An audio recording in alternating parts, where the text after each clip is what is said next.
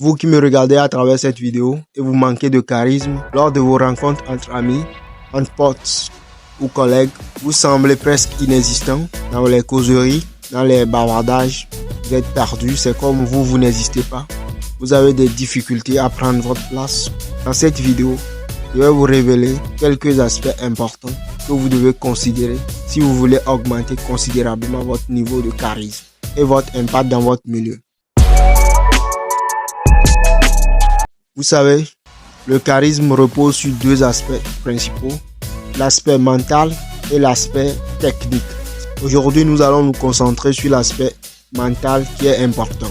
Il consiste à avoir une forte mentalité, une forte estime de soi. Rapidement, je vais vous présenter quelques points importants que vous devez améliorer pour augmenter votre estime de soi, pour augmenter votre considération, pour être mentalement à l'aise avec votre personnalité. Première des choses, vous devez savoir que vous n'avez rien à prouver à qui que ce soit.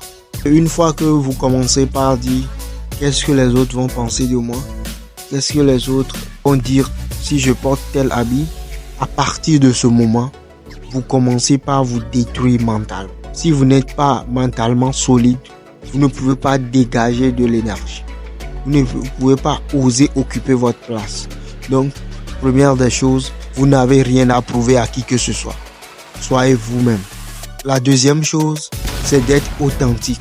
Soyez vous-même. N'inventez pas des histoires pour impressionner qui que ce soit. Dire que moi j'ai fait ci, j'ai fait tant, alors que c'est faux. Personne n'aime quelqu'un qui est faux.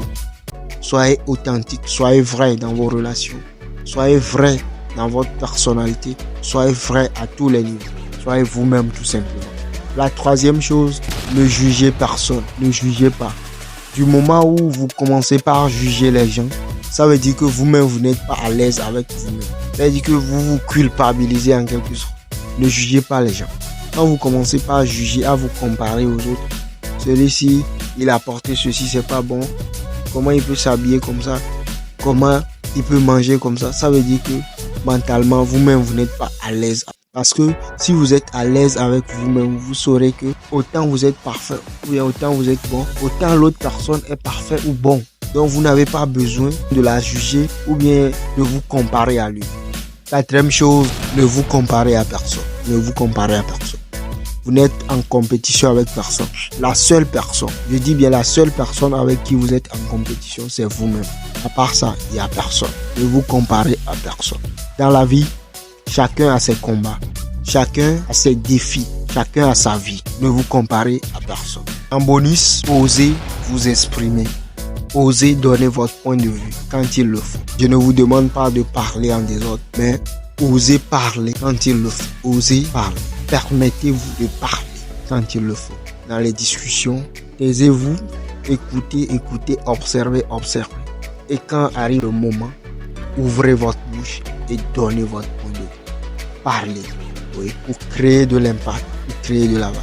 Permettez-vous d'occuper votre place. Vous avez du potentiel. J'espère que cette vidéo vous a apporté un plus dans la construction de votre personnalité.